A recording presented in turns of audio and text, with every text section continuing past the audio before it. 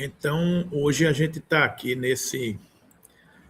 na parte 4, que eu vou desse capítulo 10, né? Bem-aventurados os que são misericordiosos, e eu vou repetir essa passagem do Evangelho que a gente já viu a semana passada, que é o argueiro e a trave do olho, dentro do contexto da misericórdia. O Evangelho diz que como é que vedes um argueiro no vosso olho do irmão, quando não vedes uma trave no vosso olho. A gente falou nisso a semana passada. Mas como a gravação não pegou, eu estou repetindo aqui. Ou como é que dizeis ao vosso irmão, deixai de me tirar um argueiro do olho, vós que tendes no vosso uma trave. Hipócritas, tirai primeiro a trave do vosso olho, e depois então vede como podereis tirar o argueiro do olho do vosso irmão. Então, é aquela passagem da gente estar enxergando o defeito do outro, quando muitas vezes o defeito está na gente, né? O comentário do Evangelho, ele diz que uma das insensatezes da humanidade consiste em ver o mal no outro. Então, a humanidade costuma projetar no outro, muitas vezes, o que é seu, né? Antes de ver o que está em nós. Para julgar-se a si mesmo, fora preciso que o homem pudesse ver seu interior no espelho. Pudesse, de certo modo, transportar-se para fora de si próprio, considerar-se como outra pessoa e perguntar: que pensaria eu se visse alguém fazendo o que eu faço?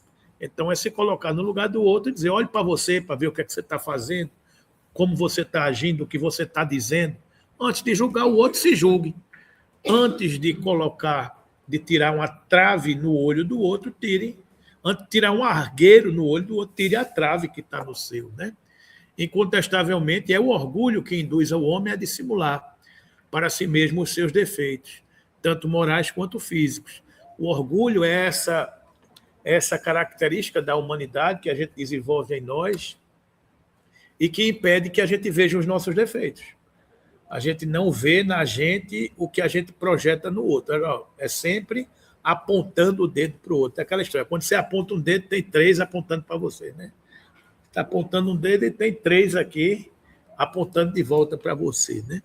Então, muitas vezes esse orgulho nos impede de olhar para a gente, olhar para nós mesmos, olhar no espelho, né? Então, caridade orgulhosa é um contrassenso, visto que esses dois sentimentos se neutralizam um ao outro. Ou você é caridoso ou você é orgulhoso. Uma coisa é contrária à outra, né? Com efeito, como poderá um homem bastante presunçoso, para acreditar na importância da sua personalidade e na supremacia das suas qualidades, possuir ao mesmo tempo abnegação bastante para ressaltar em outrem o bem que o eclipsaria. Ou seja, às vezes a gente é tão orgulhoso que impede que a gente veja o bem no outro. E às vezes até vê, mas não ressalta, não visualiza, não aponta, não elogia, porque aquilo pode ofuscar uma virtude que eu não tenha, né? Então, eu vejo no outro algo que eu não tenho, mas eu não ressalto, porque eu ainda não possuo. Isso é o orgulho, não é? Mais fácil criticar. Não é? É mais fácil a gente criticar, o tempo todo apontar o defeito do outro, né?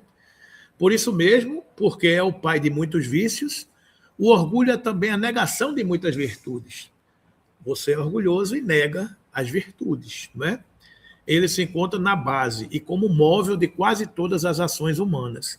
Essa é a razão porque Jesus se empenhou tanto em combatê-lo como o principal obstáculo ao progresso. Então, esse evangelho, quando nos diz como é que vendes um argueiro no olho do vosso irmão, quando não vedes uma trave no vosso olho, Kardec comenta que um dos principais empecilhos para a gente observar tudo isso é o orgulho que está em nós, onde a gente aponta primeiro o defeito, a gente aponta primeiro o defeito do outro, antes de apontar o nosso próprio defeito, né? É aquela história que a gente comentou até na semana passada, de um vizinho que vivia reclamando que a janela do outro estava suja. Até o dia que alguém chegou na casa dele e disse: ei, rapaz, a janela do outro está limpa, suja está a sua. Então, você é que não limpou a sua e está vendo a janela do outro suja. Então, muitas vezes, a gente projeta no outro as nossas sombras.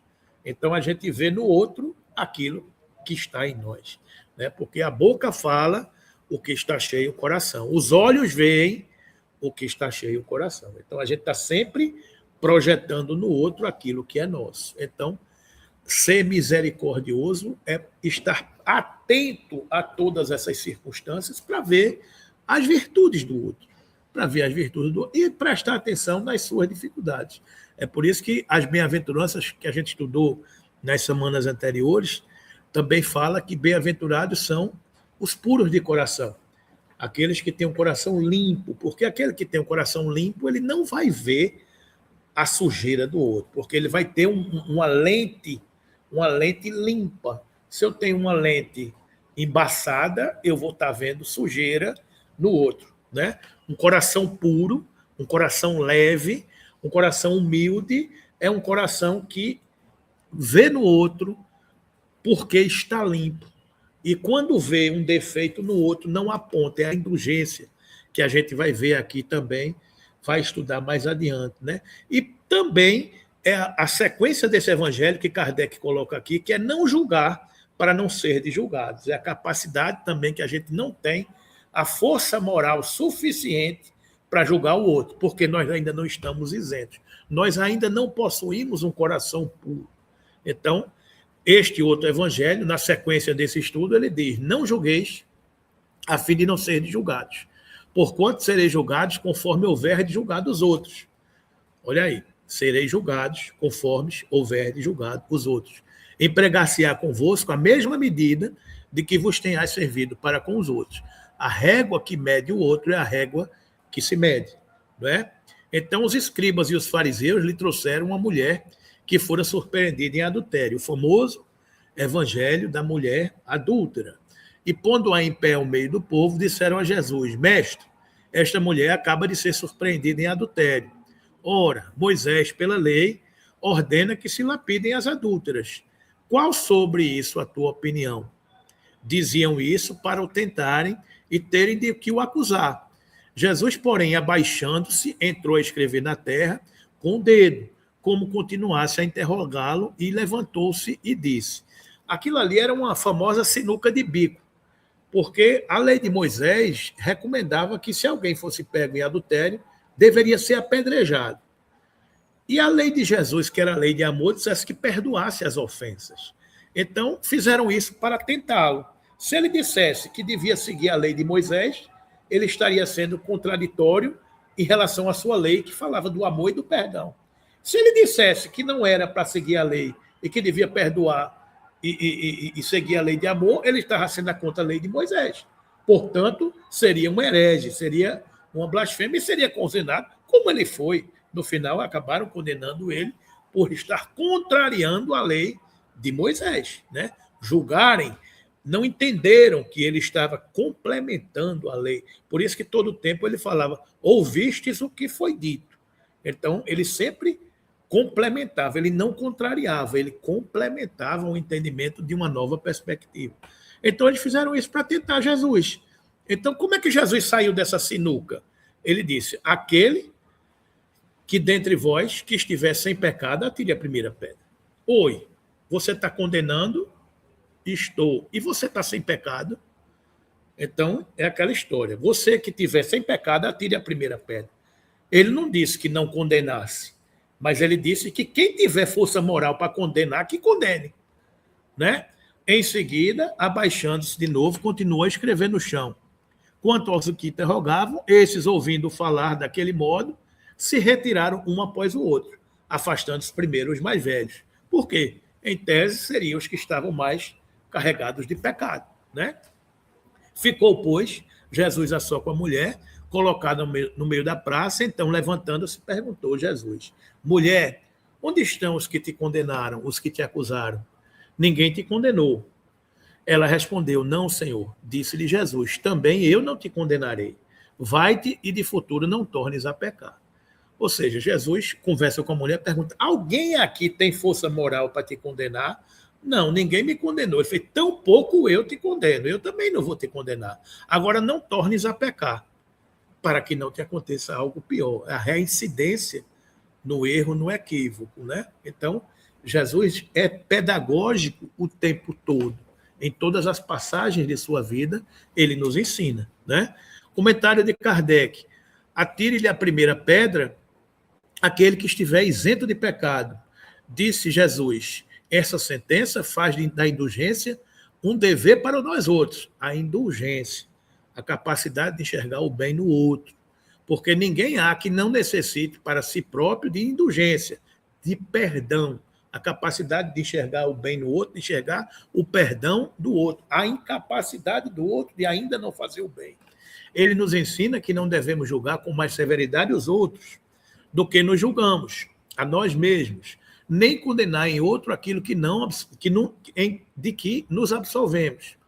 Antes de combatermos a alguém uma falta, vejamos se a mesma censura não nos pode ser feita. O reproche, a censura, lançado à conduta de outrem, pode obedecer a dois móveis: reprimir o mal ou desacreditar a pessoa cujos atos se criticam. Não tem desculpa nunca este último propósito, ou seja, apenas criticar aquilo que você está dizendo. Não é falar o mal pelo mal. Porquanto, no caso, então só há maledicência e maldade. Não há um propósito de educar. O propósito é de diminuir, não é? O primeiro pode ser louvável, que primeiro apontar um defeito, uma dificuldade, para que o outro se corrija. E constitui mesmo, em certas ocasiões, um dever, porque um bem deverá daí resultar. E porque, a não ser assim, jamais na sociedade se reprimiria o mal. Se não houvesse professores, o que seriam dos alunos? Né? Então, a gente precisa entender que é necessário que muitas vezes nos apontem os defeitos. Às vezes, a dificuldade que a gente tem de aceitar a correção é quando vem de alguém que a gente julga que não tem capacidade ou força moral para nos apontar um defeito. Mas, muitas vezes, a gente se reage a uma correção por causa disso, ao invés de apenas observar a correção e tentar internalizar, se realmente você não tem aquele defeito. Né? Não julgueis se não quiserdes ser julgado, porquanto a letra mata e o espírito vivifica. Né? Não é possível que Jesus haja proibido se profligue o mal, uma vez que ele próprio nos deu o exemplo, tendo feito, até em termos enérgicos. O que quis significar é que a autoridade para censurar está na razão direta da autoridade moral daquele que censura. É aquilo que a gente estava comentando. Né? Quem é que está me reprovando? Qual é a força moral que você tem para falar isso de mim? Faça o que eu digo, mas não faça o que eu faço. Normalmente é o que a gente repete. Tanto é que São Francisco de Assis orientava seus discípulos que fossem pregar o evangelho e que, se preciso fosse, falasse alguma coisa.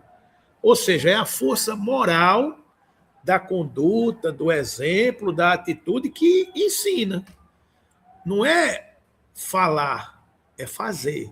Né? Então, o tempo que a gente hoje está sendo aferido é um tempo de dar testemunho de tudo aquilo que a gente já sabe.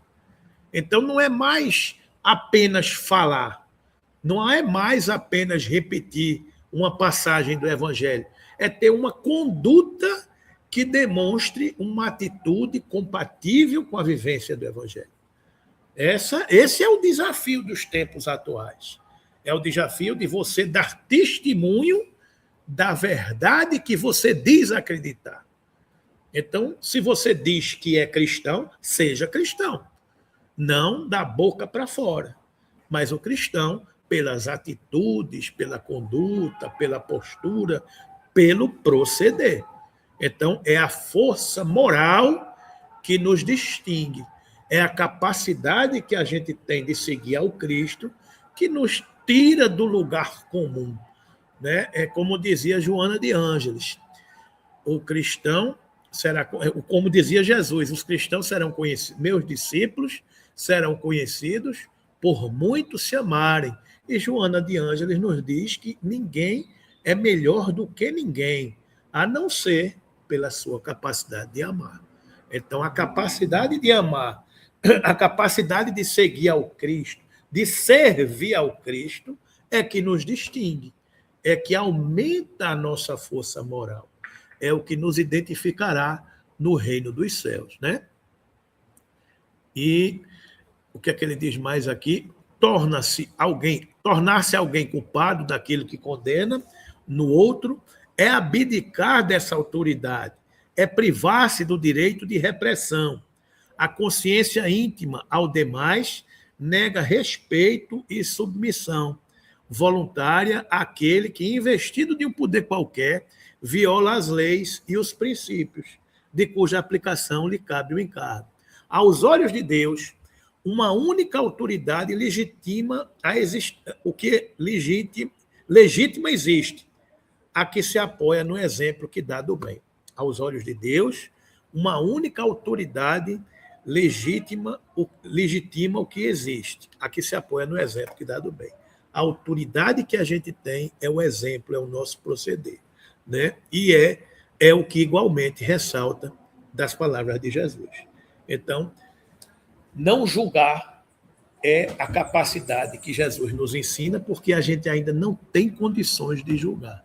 Atirar a primeira pedra, aquele que estiver sem pecado, diz respeito à força moral que nós já carregamos em nós, né? Para podermos ter a conduta que não seja reprovável diante daquele que cai nas nossas vidas, né? Então, educar um filho, educar um parente, educar um sobrinho, sem força moral, muitas vezes é muito difícil, porque você não dá o exemplo das palavras que você fala, né?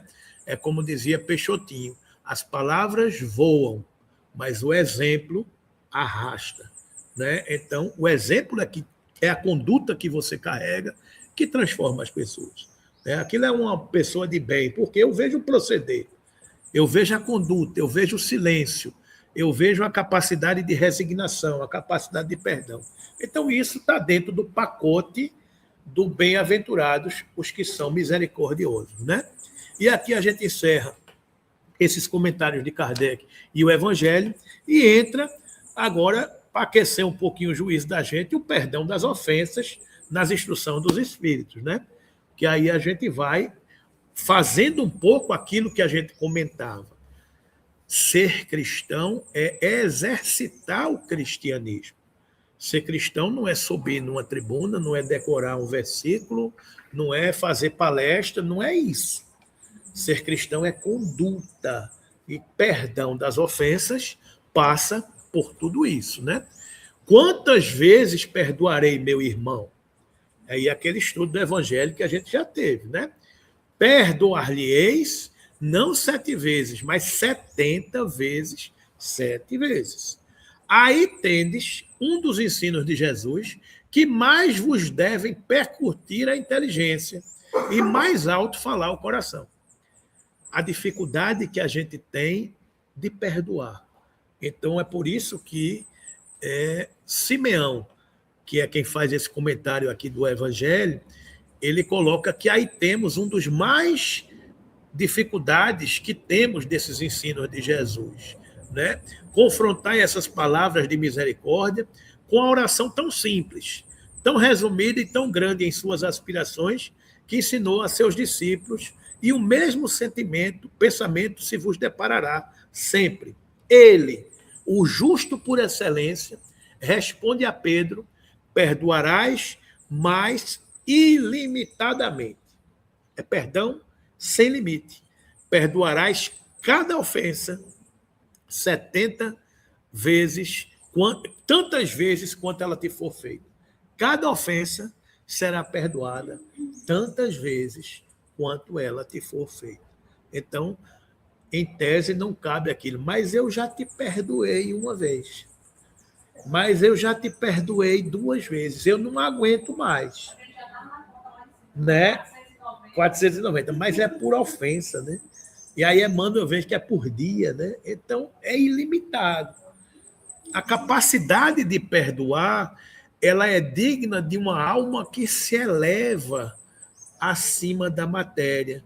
É da capacidade de uma alma que compreende a dificuldade do outro, que compreende a imperfeição do outro, que compreende que de um pé de uva não pode nascer uma jaca. É a alma que se eleva. Então, a alma que se eleva, ela tem uma capacidade de perdão ilimitado. É a paciência de compreender que a semente precisa germinar, precisa crescer para poder frutificar. Ele tem a paciência do agricultor que espera, que planta, que rega, que colhe, porque ele sabe que aquela semente um dia vai florescer. E como ele não sabe que dia é esse, ele espera. É por isso que a gente diz que muitas vezes quem planta tâmaras não colhe tâmaras. Então, às vezes, numa encarnação, a convivência que temos com certas almas não fará vermos ela frutificar, germinar nesta encarnação. Mas sempre vale a intenção da semente. Sempre vale o florescer. É como diz Madre Teresa de Calcutá, da relação dos pais com os filhos. Ela diz que os filhos são como as águias, que tu ensinarás teu filho a voar, mas ele não voará o teu voo. Ensinarás teu filho a caçar, mas ele não caçará a tua caça. Ensinarás teu filho a cantar, mas ele não cantará o teu canto. Ensinarás teu filho a viver, mas ele não viverá a tua vida. Mas todas as vezes que teu filho cantar, voar, caçar ou viver, haverá mais de você nele do que você pode imaginar. Então, assim é a intenção da semente. Assim é o educar. Muitas vezes a gente espera que aquilo que a gente fala seja repercutido à nossa imagem e semelhança. Não será, porque somos almas diferentes. E cada um tem seu tempo de maturação. E a gente não sabe o que é que está em jogo ali. A gente não sabe quem é aquela alma que está diante de nós. Então, o cristão precisa perdoar, eu a ele e ele a mim. É uma relação de mão dupla. É uma relação que ambos precisam entender, né? Então, o justo por excelência diz que perdoaremos ilimitadamente cada ofensa, tantas vezes, quando ela nos foi feita. Ensinarás a teus irmãos esse esquecimento de si mesmo, que torna uma criatura invulnerável ao ataque. Quando eu esqueço de mim mesmo, eu me coloco acima daquela situação, né? Aos maus procedimentos e às injúrias. Serás brando e humilde de coração, sem medir a tua mansuetude. Farás, enfim, o que desejas que o Pai Celestial por ti faça. Não está ele a te perdoar frequentemente? O Pai não nos perdoa frequentemente? A gente o tempo todo não nos flagramos em um equívoco e quando nos arrependemos a gente diz, perdoa, Pai. Então, se a gente quer o perdão do Pai, a gente também precisa perdoar os nossos irmãos, né? Conta, porventura, às vezes, que o teu perdão desce a te apagar as faltas? Ou seja, essa necessidade recíproca que nos ensina o pobrezinho de Assis, o nosso Francisco Bernardone, Francisco de Assis. É perdoando que se é perdoado, não é? Prestai, pois, ouvidos a essa resposta de Jesus e, como Pedro, aplicai-a a vós mesmos. Perdoai, usai da indulgência, sede caridosos, generosos, pródigos até do vosso amor. Daí que o Senhor vos restituirá. Perdoai que o Senhor vos perdoará. Abaixai-vos que o Senhor vos elevará. Humilhai-vos que o Senhor fará. Vos assenteis à sua direita. Ou seja, são as virtudes que o colocam na vanguarda daqueles que seguem ao Cristo. É a mansuetude, é a paz, é a indulgência, é o perdão, é a caridade, é a renúncia, é a capacidade de enxergar adiante. É isso que te coloca no batalhão da frente, é isso que te coloca no pelotão da frente, né? Ide, meus bens amados, estudai e comentai estas palavras que vos dirijo da parte daquele que do alto dos esplendores celestes vos tem sobre as suas vistas e prossegue com amor na tarefa ingrata a que deu começo. Faz 18 séculos. Na verdade, já faz 20, né? Perdoai aos vossos irmãos, como precisais que vos perdoe. Se seus atos pessoalmente vos prejudicaram, mais um motivo aí terdes para serdes indulgentes. porquanto o mérito do perdão é proporcionado à gravidade do mal. Observe o que Simeão está nos ensinando aqui. Se seus atos pessoalmente vos prejudicaram, mais um motivo aí tendes para serdes indulgentes, porquanto o mérito do perdão é proporcionado à gravidade do mal. Nenhum merecimento terias em relevar os gravos do vosso irmão, desde que não passassem de simples arranhões. Ou seja, você perdoar um pisãozinho de pé, tudo bem, não é um grande mérito, mas você perdoar aquilo que lhe machucou, é o que ele está dizendo aqui. O mérito do perdão é proporcional à gravidade do mal. Ou seja, quanto mais ofendido você está, maior é o mérito do perdão que você concedeu. Quanto mais doeu a pedrada, maior o mérito que você tem de perdoar. Quanto mais resistir ao mal, maiores são as condecorações que você chega na pátria espiritual. As cicatrizes de suportar as dores nos identificarão nos céus. Então, aquele que persevera, aquele que segue adiante, aquele que resiste, é condecorado com as bênçãos de suportar as provas, de suportar os sofrimentos, de ser leal aos ensinamentos. Isso é que nos distinguirá, isso é que nos fará ser recebidos por um coro de anjos. Então é aquilo que a gente dizia, os desertos são necessários. Desertos são travessias, e travessias há onde os pés doem, aonde o corpo não resiste, aonde a gente cai, aonde a gente tem vontade de desistir, aonde a gente se encontra sem forças, muitas vezes, para seguir a caminhada, aonde a gente olha para trás e diz, puxa vida, a distância do começo é a mesma distância do fim, o que é que eu faço agora? Dá vontade de desistir, porque o deserto é necessário, mas o deserto é travessia.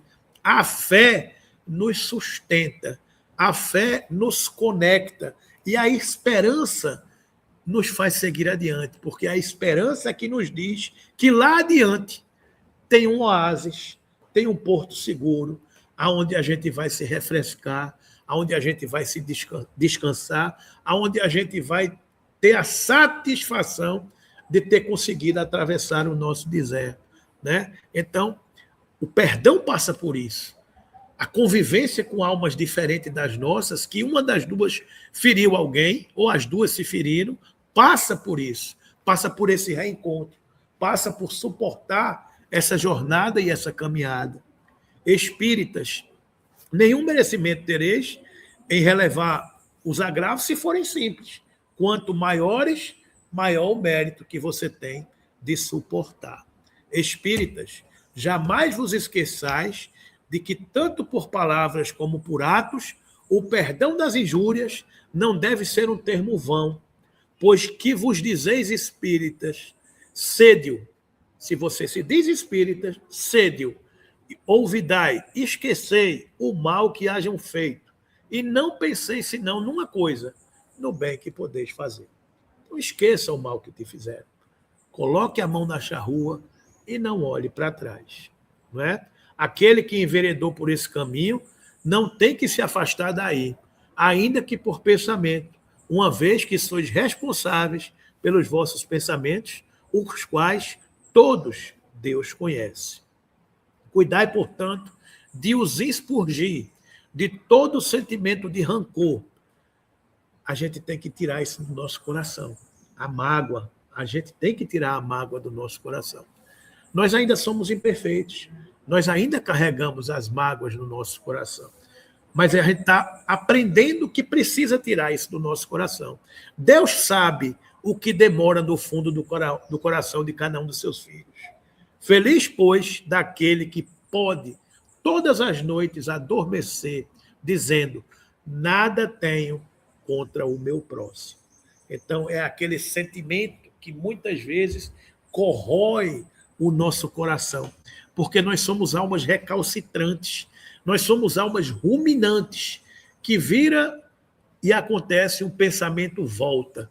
E muitas vezes a pessoa, quando passa por nós, aquele pensamento vem à tona, aí faz, eu não perdoo essa pessoa por aquilo que aquela pessoa me fez. Então, quando ele diz aqui, esqueça, olhe o bem que você pode fazer. E o tamanho da dor que aquela pessoa lhe proporcionou é compatível com a capacidade e com o mérito que você vai ter de perdoar.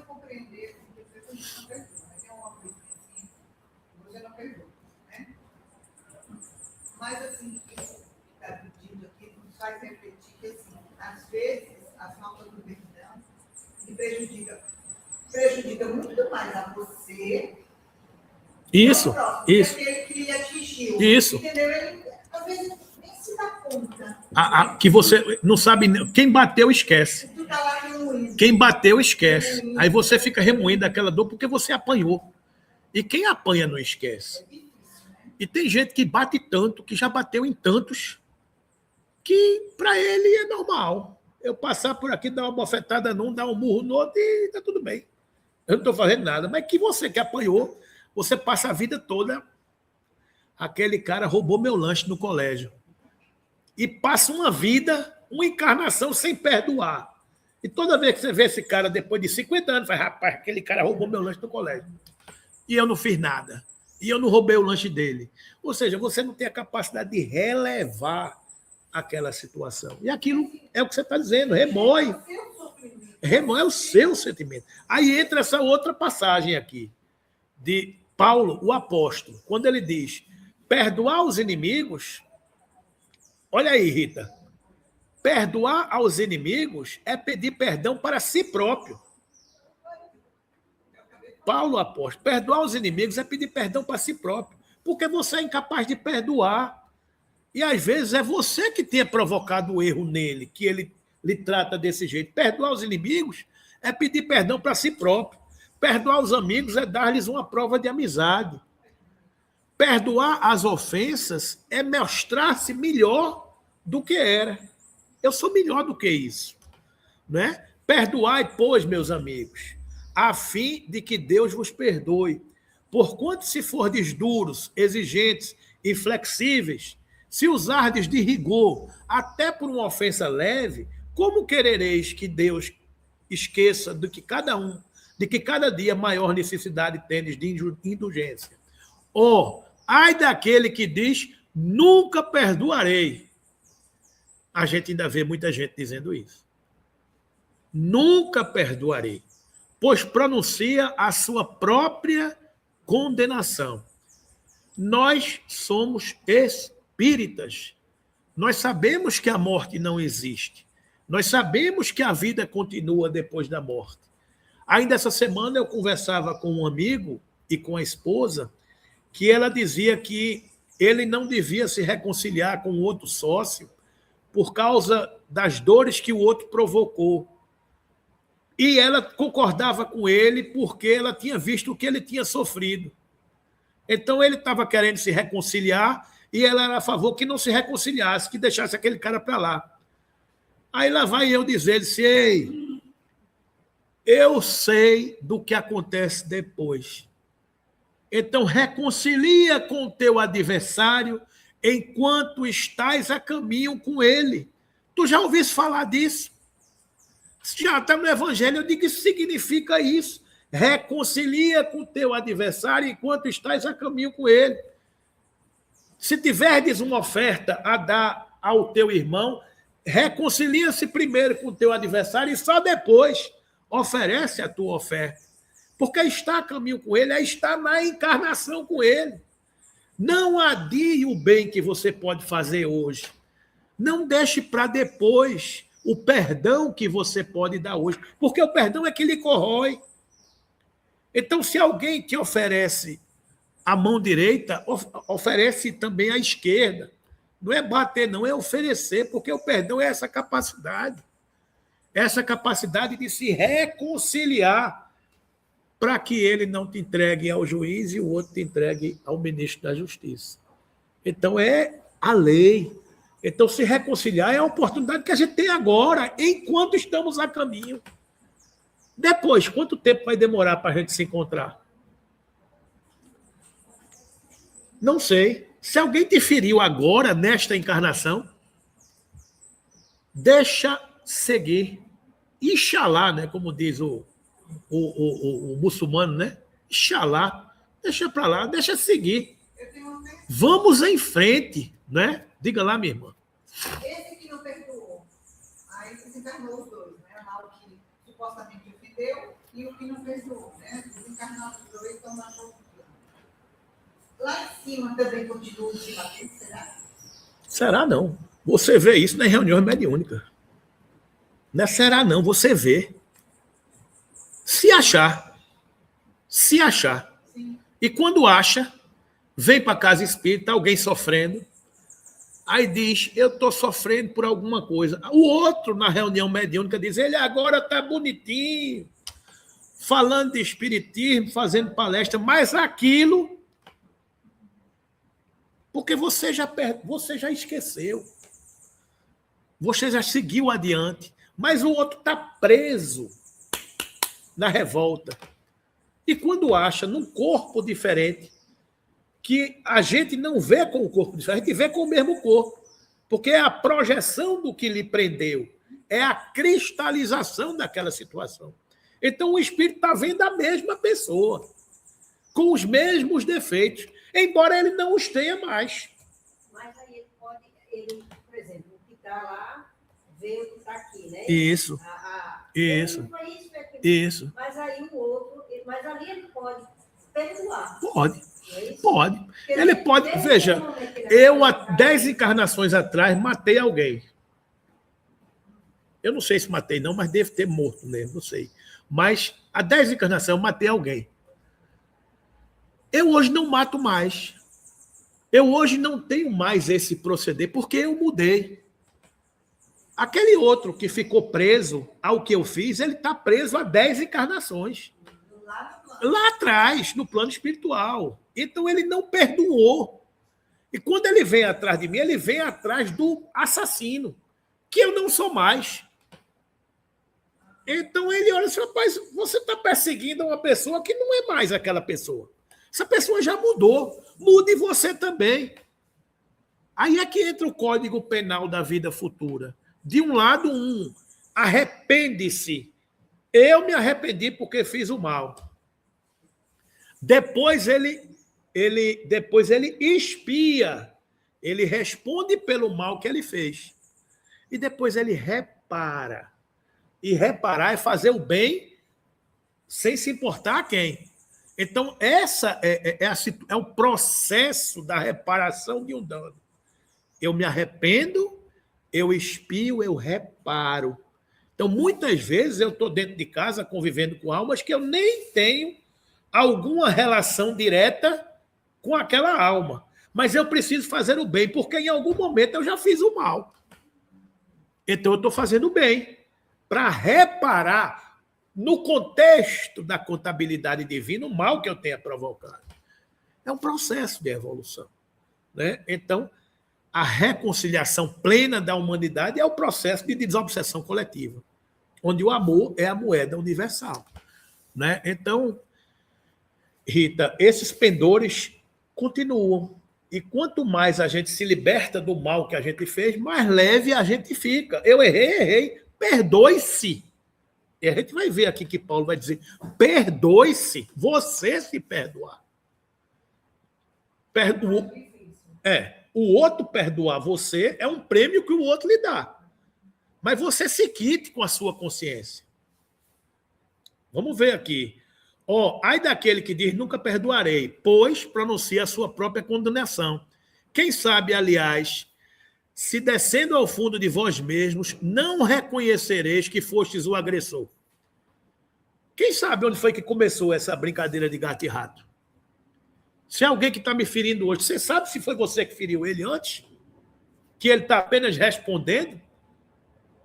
É aquela passagem que tem no Evangelho segundo o Espiritismo, da piedade filial. Mãe, ao abraçar tua filha problema, lembra-te, uma de vocês duas é culpada. Você não sabe quem foi que começou esse processo, né? Quem sabe se nessa luta que começa por uma alfinetada e acaba por uma ruptura, não fostes quem atirou o primeiro golpe? Quem sabe se não foi você que deu a primeira alfinetada? Né? Se vos nos escapou alguma palavra injuriosa, se não procedestes com toda a moderação necessária, sem dúvida o vosso adversário andou mal em se mostrar excessivamente suscetível, razão demais para serdes indulgentes e para não vos tomardes merecedores da inventiva que lhe lançaste. Admitamos que em cada circunstância fosse realmente ofendido. Quem dirá que não envenenastes as coisas por meio de represálias e que não fizeste degenerar-se em querela grave o que houvera podido cair facilmente no ouvido? É valorizar o problema. Às vezes o cara faz uma besteira e você transforma aquilo num problemão. Sempre enxergando as coisas com lente de aumento. Bobagem, rapaz. Isso é uma... Não, mas olha... Mas... Você pega uma coisa deste tamanho e faz um bololô, como se diz, né? Então é a simplicidade de tratar das coisas, né? Se de vós dependia impedir as consequências do fato e não as impediste, sois culpado. Se dependia de você impedir as consequências do fato e não as impediste, sois os culpados. Às vezes você é o fofoqueiro que pega uma confusão e aumenta, sai reverberando um problema, né? E em família isso, eu não sei se acontece por aqui, mas às vezes a gente ouve dizer que alguém diz uma coisa ou que quem ouve um conto aumenta um ponto, né? Aí vai pegando e aí diz para um, diz para outro. Menina soubesse, hein? Menina soubesse. Cada menina soubesse vai aumentando um tiquinho quando chega na ponta, meu amigo. E então, quando chega no final, o cabo já fez um problemão, né?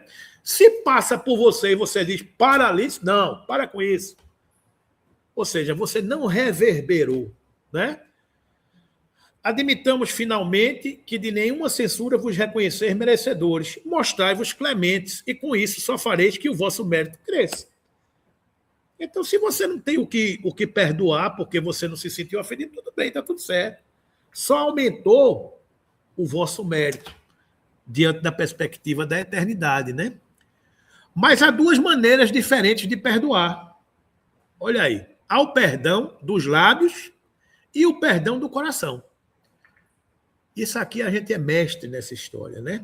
Muitas pessoas dizem, com referência ao seu adversário, eu lhe perdoo, mas interiormente alegram-se com o mal que lhe advém, comentando que ele tem o que merece.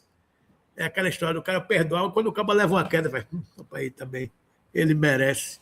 Eu sabia que essa alma ia cair mesmo, mas não diz a ninguém. Intimamente ele está ali, feliz da vida, pela desgraça do outro, né? Mas ele não externa, porque ele é orgulhoso. Ele quer que a sociedade veja ali uma alma nobre, né? Então, quantos não dizem perdoam e acrescento, mas não me reconciliarei nunca. Não quero tornar a vê-lo em toda a minha vida. Será esse o perdão segundo o Evangelho? Ah, não, eu perdoo você, mas não desapareça da minha vida. Risque seu nome do meu caderno, né? Se eu estiver numa calçada, atravesse a rua. Eu não quero mais lhe ver. É fácil? Não. Porque aquela vibração que aquela pessoa provoca em você ainda faz seu coração tremer, bater mais forte. Você ainda é imperfeito, fica aquela coisa. Mas esse é o mérito. Esse é o mérito de você suportar, de você conviver, de você se resignar, de você seguir adiante. Esse é o mérito. Todos nós, Rita, estamos pecando. Todos nós. Mas não convivo. Mas não quero. Que ele fique lá e eu fique cá. É assim, porque é um processo. Mas o mérito do coração puro é esse, sabe, Rita? A limpeza é essa. A limpeza do coração é isso. É você ver alguém que lhe praticou o mal e tá tudo bem. Vai com Deus. Mas tá tudo bem. Está tudo bem, porque aquela pessoa ainda não provoca em você um sentimento negativo. A gente ainda tem um sentimento negativo. A gente ainda tem essa repulsa. É isso que nos coloca ainda imperfeitos. Nós somos imperfeitos.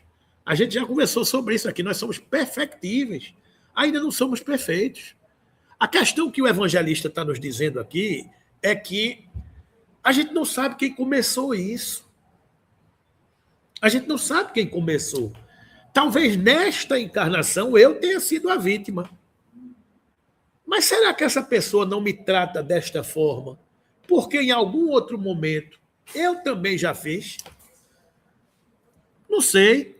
Ou será que eu estou precisando melhorar a minha capacidade de tolerância? Para ascender. É uma viagem, Rita. É uma maratona. A gente está correndo uma maratona. Eu estou chegando na reta final.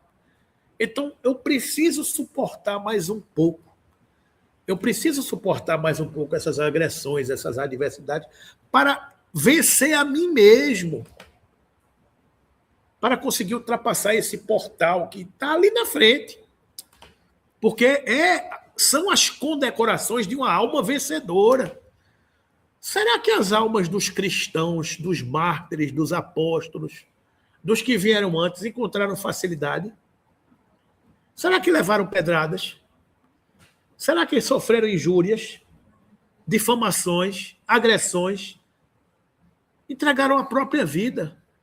Esses são os que seguiram Cristo no primeiro momento. Então, nós que seguimos o Cristo e queremos ascender aos lugares mais, os altiplanos da glória, o que é que a gente precisa fazer para passar por isso? Será que é comer manjar, cuscuz com leite? Não. É passar pela aspereza, pela dificuldade. E quanto mais dura está a noite, mais próxima está de uma transformação. A vida é cíclica. Quanto mais rude é uma prova, é sinal de uma transição de um portal. Quanto mais... Aí, estão gritando aí, vai, porque está perto da chegada. Ninguém grita na largada. As pessoas gritam na chegada. Bora. Quando o cavalo larga numa corrida, ninguém está gritando. Está gritando na reta final. Somos nós, a gente está aqui torcendo. E a vida é cíclica. Há tempos de luz e há tempos de escuridão. O dia, como é que acontece com o dia? O sol. Quando o sol raia, é tempo de quê? A gente acordar, crescer, sair, andar, fazer as coisas. É tempo de energia e de realizações. Não é isso? Aí vai entardecendo. O que é o entardecer? É tempo de ir para casa, de se recolher, de refletir, de se preparar para a noite. Que a noite chega. A noite é a escuridão. É tempo de recolhimento, é tempo de guardar, de repousar, de reparar. Para quê? Para amanhecer. Porque a madrugada é tempo de se preparar para a luz, que é o sol do dia. Verão é a estação que a terra se prepara para o sol nascer. Outono é a estação da perda, do recolhimento das flores que caem, das folhas que secam. É o outono. Depois do outono vem o quê? Vem o inverno, que é a escuridão, refazer as energias, reparar a dor, a dificuldade, mas é florescer para que venha a primavera, que é a alegria de rejuvenescer, de renovar. Então, primavera e verão, luz, outono e inverno, escuridão. Dia e noite, sol e escuridão. Assim é a nossa vida. Tudo na vida obedece às leis. São ciclos que a gente passa. Se hoje para nós é entardecer, se hoje para nós é anoitecer, se hoje para nós é madrugada, a fé nos conecta que está dentro de uma lei. E a esperança nos diz que depois da noite vem o amanhecer. Por mais escura que se faça a noite, mais se aproxima o amanhecer. Então, é essa esperança que a gente deve nutrir. Né? Então, tudo isso faz parte da nossa encarnação. Então, reencarnar, se reencontrar com adversários, se reconciliar, também é noite, também é dia. O perdão está dentro dessa contabilidade. Perdoar é luz no seu coração. Se libertar das mágoas é tornar puro o nosso coração. De novo, a historinha de Chico Xavier e sua cachorra. Chico Xavier magoou-se com a irmã porque ela mandou sacrificar sua cachorrinha. Quando voltou, ele ficou magoado com a irmã. Emmanuel aparece, faz: Chico, reconcilie-se com a sua irmã. Mas eu não posso, ela matou baleia. Não, reconcilie-se. É aniversário dela, veja o que é que ela quer, resultado. Pediu uma máquina de costura que era 3 vezes o salário de Chico. Aí Chico disse: mas compre. Ele foi, comprou, abraçou o irmão, reconciliaram, amor, maravilha, tudo certo. Depois Chico vira para Emmanuel e faz: Emmanuel, por quê você fez isso comigo? É porque quando você estava magoado, você criou uma mágoa, uma mancha no seu perispírito. A mágoa faz isso, uma mancha no seu perispírito. E a gente precisa de você assim, ó, cristalino. Por quê? Porque você é médium. E para ser médium, você pode ter que ser um filtro limpo. A informação vem, passa por você e não tem nenhuma impureza dificultando este canal. Então a gente precisava de você limpo, porque você é canal. Então, quantas sombras nós carregamos dentro da gente com mágoas, com rancores, com angústias? Muitas. Porque a gente fica, como você disse, Rita, a gente fica remoendo. O outro nem sabe, nem se lembra que nos ofendeu. Mas a gente fica ali ruminando. E isso nos dificulta. Né? Então é leveza, é seguir adiante. Né? Será esse o perdão segundo o Evangelho? Não. O verdadeiro perdão, o perdão cristão, é aquele que lança um véu sobre o passado. Esse, o único que vos será levado em conta. É colocar um véu, obrigado, meu irmão, um véu sobre o passado, visto que Deus não se satisfaz com as aparências. Ele sonda o recesso do coração. Aí eu me lembro da minha mãe, que ela adorava essa música. Senhor, eu sei que tu me sondas. É uma música que tem na Igreja Católica, que sempre eu ouço essa música e me lembro muito dela, quando diz: eu sei que tu me sondas. Né? Então, ele sonda o recesso do coração e os mais secretos pensamentos. O Cristo nos conhece intimamente. A gente esconde da humanidade, mas a gente não esconde de Deus. Né? Ninguém se lhe impõe por meio de vãs palavras e de simulacros. O esquecimento completo e absoluto das ofensas é peculiar às grandes almas. O rancor é sempre sinal de baixeza e de inferioridade. Obrigado, apóstolo Paulo, por me colocar no meu lugar. Né? Então, o esquecimento completo é absoluto das ofensas, é peculiar às grandes almas. O rancor é sempre sinal de baixeza e de inferioridade. Então, eu me coloquei no meu lugar, porque infeliz o homem que sou, como dizia o apóstolo Paulo: não faço o bem que quero, mas o mal que está em mim ainda é o que faço.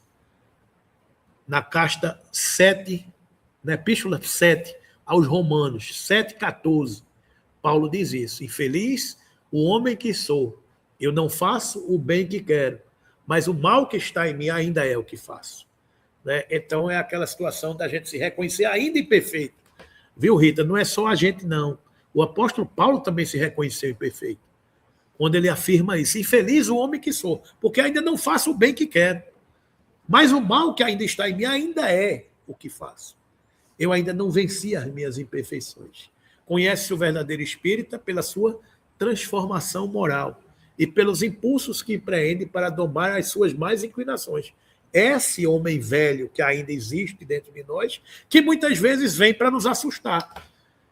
Ou seja, a gente estuda, a gente trabalha, a gente sai leve, de vez em quando alguma coisa acontece, aí aquele vulcão que ainda existe dentro da gente emerge, vem à tona e diz: olha eu aqui, que não estás livre de mim ainda. né?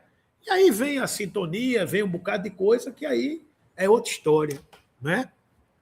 Não esqueça que o verdadeiro perdão se reconhece muito mais pelos atos do que pelas palavras, né? Então, são os atos, são as atitudes, como nos ensina São Francisco de Assis. Vão pregar o evangelho e, se preciso for, digam alguma coisa, né? Então, está aí, meus irmãos, dentro desse capítulo, bem-aventurados os que são misericordiosos, esse estudo da necessidade eminente do perdão das ofensas, para a gente compreender como isso é bom para a gente. Como isso é bom para a gente. Nesse contexto de quantas vezes devo perdoar nosso irmão, isso aqui foi do contexto de Pedro com Mateus, né? Como a gente comentava aqui, Mateus, aquele cobrador de impostos que Pedro não perdoava. E depois Mateus disse a Jesus que queria pedir perdão a Pedro, mas que Pedro não perdoava. Então, Jesus não escolheu apóstolos seres iluminados. Jesus escolheu apóstolos a serem preparados, como somos todos nós. Nós somos criaturas imperfeitas. Nós estamos aqui sendo habilitados pelo Cristo. Então, todo dia é essa luta. Aí foi assim que Jesus disse a Pedro, perdoe 70 vezes, 7 vezes. Foi assim que Jesus disse a Levi, Mateus, peça perdão. Aí ele disse, mas ele não vai me perdoar, isso é problema dele, você pediu perdão. O perdão é um presente que ele lhe dá. Mas você pedindo perdão, você já se libertou de você. Perdoe-se e siga. E siga, coloque a mão na charrua e não olhe para trás. Se o outro vai lhe perdoar, é outro problema.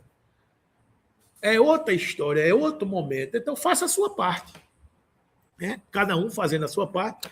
A necessidade de pedir perdão a quem ofendeu é pedir perdão. E quem foi ofendido é perdoar. Essa é a lei. Se você ofendeu, peça perdão. Se você foi ofendido, perdoe. É aquela história do sábio que andando no meio da rua e bate com uma pessoa. A pessoa bate no outro, os dois caem. Um levantou para brigar, o sábio disse, epa, se foi eu que bati em você, me perdoe. E se foi você que bateu em mim, eu lhe perdoo. E está tudo certo. Essa é uma alma nobre, que não está preocupado em descobrir de onde veio o problema. Está preocupado em seguir adiante. Esse é o nosso papel. O nosso papel hoje aqui é seguir adiante. O nosso papel na encarnação é travessia, não é ponto de chegada. Estamos atravessando. Então, as pedradas, os percalços do caminho, levanta, sacode a poeira e dá a volta por cima. Vamos adiante, né? Então, que Jesus nos abençoe, nos ilumine, nos ampare. E hoje a gente fica por aqui concluindo esse estudo que, graças a Deus, foi gravado. Vamos lá.